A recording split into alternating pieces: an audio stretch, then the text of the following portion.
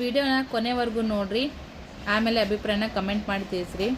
ಹೆಣ್ಮಕ್ಳು ದಿನಾಲೂ ಆ್ಯಕ್ಟಿವ್ ಆಗಿ ಮನ್ಯಾಗ ಎಲ್ಲ ಕೆಲಸವನ್ನು ಕೂಡ ನಾವು ಮಾಡ್ತೀವಿ.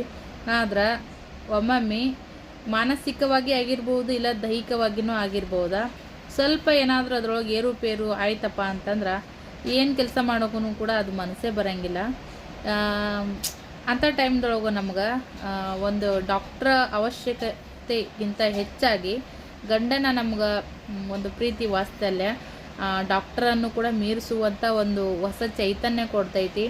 ಆ ಒಂದು ದೈಹಿಕವಾಗಿ ಸ್ವಲ್ಪ ನಾವು ಕುಗ್ಗಿದಾಗ ನಮ್ಮ ಕೈನೊಳಗೆ ಒಂದು ಸ್ವಲ್ಪ ಸಣ್ಣ ಪುಟ್ಟ ಕೆಲಸಗಳನ್ನು ಅವರು ನಮಗೆ ಮಾಡಿಕೊಟ್ರು ಅಂತಂದ್ರೆ ಫಿಸಿಕಲಿ ನಾವು ಒಂಥರ ಅವ್ರು ನಮಗೆ ಹೆಲ್ಪ್ ಮಾಡ್ದಂಗೆ ಆಗ್ತದೆ, ಸಾಥ್ ಕೊಟ್ಟಂಗೆ ಆಗ್ತದೆ.